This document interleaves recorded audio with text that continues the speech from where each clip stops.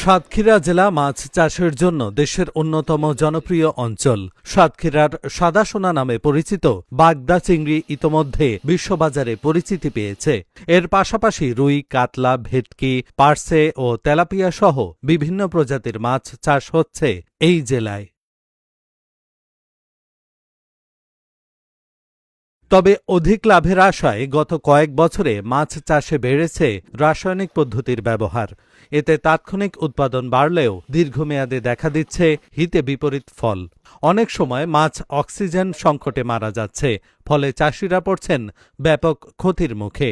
এই পরিস্থিতিতে নতুন করে আশার আলো দেখাচ্ছে অর্গানিক মৎস্য চাষ।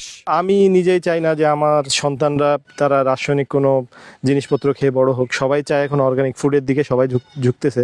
তো সেটার একটা অংশ হিসেবে এখানে দেখলাম যে এসে মাছ চাষ করতেছে একেবারে ইম্পোর্টেড অর্গানিক মাছের মেডিসিন এবং খাবার, যেটা মাছের গ্রোথে খুব দারুণ করতেছে। এবং মাছের কালার, যেটা চাষিরা বেসিক্যালি চায় যে কালার সুন্দর হলে তারা বাজারে দাম পায়। তো এরকম সুন্দর একটা মাছের কালার, যে সাদা মাছ, রুই মাছ, সরপুঁটি বা অন্য যত মাছ আছে, এই মাছের চাষ খুবই দারুণ হচ্ছে। মাছ দেখতেও সুন্দর, খাইতেও স্বাদের ডিফারেন্সটা যারা এটা করবে নিজেরা প্র্যাকটিক্যালি বুঝবে, অনেক ডিফারেন্স, স্বাদে অনেক ডিফারেন্স। তো এটা খুবই দারুণ একটা কাজ হচ্ছে।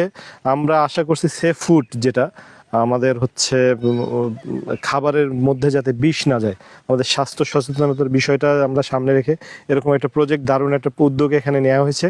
আর মাছগুলোর গ্রোথও সুন্দর, মাছের কালারও সুন্দর, এটা খেতেও সুস্বাদু এবং সর্বোপরি বিষমুক্ত, একেবারে রাসায়নিক মুক্ত আমরা মাছ সংগ্রহ এখানে করতে পারতেছি। অ্যান্টিবায়োটিক কিংবা রাসায়নিক আপনাদের কি ক্ষতি করছে? আপনাদের না, আমাদের সমগ্র বিশ্ব কিংবা প্রত্যেকটা মানুষের মধ্যে কিভাবে ছায়া ফেলছে এবং কিভাবে আমাদের ক্ষতি করছে।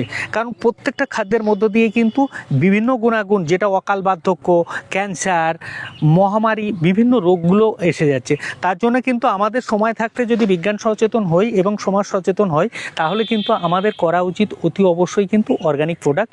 কারণ অর্গানিকের মধ্যে কেমিক্যাল নেই, অ্যান্টিবায়োটিক নেই এবং রাসায়নিক কোনো বিক্রিয়া নেই।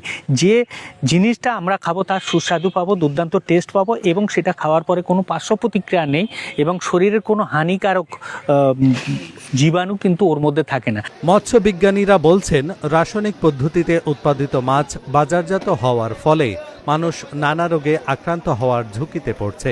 রাসায়নিক ব্যবহার করে, যেমন ইউরিয়া, ফসফেট, ডিএপি, এগুলো গোবর, এইগুলো ব্যবহার করে যে মাছ চাষটা হচ্ছে, সেটার মাছ চাষ এবং আমার যে মাছটা আছে এটার মধ্যে পার্থক্য আকাশ আর পাতাল। কারণ এখানে টোটালি মাছের টেস্ট প্লাস আপনার মনে করেন যে মাছের গ্রোথ সব কিছুই স্বল্প খরচে আমি মাছ চাষ করতে পারতেছি।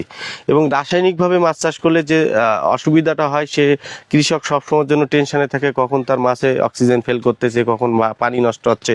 এবং রাসায়নিকভাবে মাছ চাষ করলে যে অসুবিধাটা, যে দোকানদারের কথা অনুযায়ী আপনাকে চলতে হবে। কারণ আজকে ইউরিয়া দিবেন তো কালকে আপনার মনে করেন যে অক্সিজেন ট্যাবলেট দিতে হবে।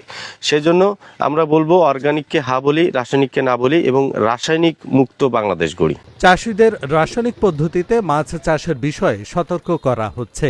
একই সঙ্গে রাসায়নিক পদ্ধতি ছেড়ে অর্গানিক পদ্ধতিতে বিষমুক্ত মাছ চাষ করতে নিয়মিত পরামর্শ ও প্রশিক্ষণ দেওয়া হচ্ছে বলে জানালেন জেলা মৎস্য অফিসার। অর্গানিক ওয়েতে মাছ চাষ, যেটা স্বাস্থ্য সচেতন মানুষের জন্য এবং অপমর জনসাধারণের জন্যই আমরা এই ব্যবস্থাটার জন্য কাজ করে যাচ্ছি। অর্গানিক ওয়েতে যদি মাছ চাষ করা যায়, সেটা সেই মাছটা স্বাস্থ্যের জন্য খুব ভালো এবং সেই মাছটা খুব টেস্টি। কিছু তরুণ আমাদের সাতক্ষীরাতে এই কাজটা শুরু করেছে এবং আমরা তাদেরকে উৎসাহ দিচ্ছি এবং আমরা এই ক্যাম্পেইনটা চালিয়ে যাচ্ছি যাতে অর্গানিক ওয়েতে আমরা মাছ এবং চিংড়ি উৎপাদন করতে পারি। এবং এটি বিদেশেও সাংঘাতিক ডিমান্ড রয়েছে, তারাও এই অর্গানিক প্রোডাক্টটা চায়। তো এটা বাংলাদেশের সীমানা পেরিয়ে বিদেশের জন্য এই অর্গানিক প্রোডাক্টগুলো যেতে পারে, সেটার জন্য আমরা কাজ করে যাচ্ছি। গতানুগতিক ও রাসায়নিক নির্ভর চাষ পদ্ধতি থেকে বেরিয়ে বিজ্ঞানসম্মত অর্গানিক মৎস্য চাষে গেলে চাষিরা যেমন লাভবান হবেন, তেমনি ভোক্তারাও পাবেন নিরাপদ ও বিষমুক্ত মাছ। এতে টেকসই মৎস্য উৎপাদনের পথে আরও এক ধাপ এগিয়ে যাবে Satkhira. Dhaka journal, news desk.